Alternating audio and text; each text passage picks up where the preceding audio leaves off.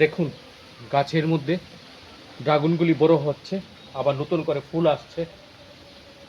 এই বর্ষার মরশুমে মে জুন মাস থেকেই ড্রাগন গাছে ফুল করা আসা শুরু হয়ে যাক।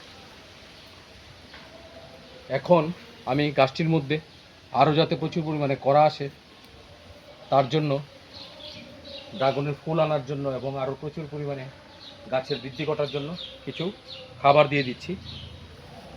প্রথম নিয়ে নিলাম এমওপি পটাশ, এখানে নিলাম বোরন, এখানে নিলাম দুর্বিগোল্ড, ওপরে এটা নিলাম জিপসাম, এটা নিলাম হিউমিক অ্যাসিড, এটা নিলাম 05234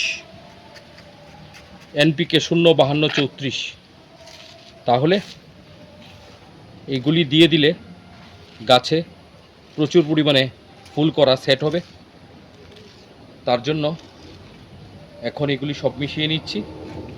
এখন এগুলি গাছের চারিদিকে আমি যে ব্যাটটা তৈরি করেছি গাছের গোড়ার মধ্যে দিয়ে দেব। আর দিয়ে দেব কিছু আমার সেই বাড়ির পুরনো গোবর, কম্পোস্ট সার। আসুন দেখিয়ে দিচ্ছি। এখন আমাদের এখানে বর্ষা শুরু হয়ে গেছে, প্রত্যেক দিনই অল্প কম বেশি বৃষ্টি হচ্ছে। তার জন্য গাছে নিয়ম করে সেফ ফাঙ্গিসাইডটাও স্প্রে করে দিতে হবে। ড্রাগন গাছের সবচেয়ে বড় শত্রু হলো ফাঙ্গাস। গাছের গোড়াতেও ফাঙ্গিসাইড দিয়ে দিয়েছিলাম কিছুদিন আগে একবার গুলে, আবার গাছের মধ্যে স্প্রে করতে হবে। আজকে গাছের গোড়াতে খাবারটা দিয়ে দিচ্ছি, 1-2 দিন বাদে গাছের মধ্যে আমি সেফ ফাঙ্গিসাইডটা স্প্রে করে দেব। এইভাবে খাবারটা মিশিয়ে গাছের চারিদিকে একবার ছড়িয়ে দিলেই হবে। তাহলে দেখবেন গাছের মধ্যে আপনার সেপ্টেম্বর অক্টোবর অবধি প্রচুর ফুল করা আসবে। এখানে বোরনও আছে, হিউমিক অ্যাসিডও আছে,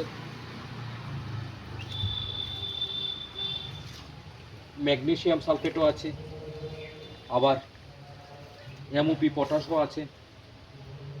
তাছাড়া 05234ও দিয়ে দিয়েছি একবার, যেটা গাছে ফুল করা আনতে ভীষণভাবে সাহায্য করে। পটাশ গাছে প্রচুর ফুল ফোটাতে সাহায্য করে এবং গাছটাকে ভিতর থেকে শক্ত করে। তার জন্য পটাশ আর বোরন অবশ্যই গাছের গোড়াতে, গাছের যখন ফুল ফল আসে তখন দেওয়ার নিয়ম। বন্ধুগণ, এই ছিল আজকের প্রতিবেদন।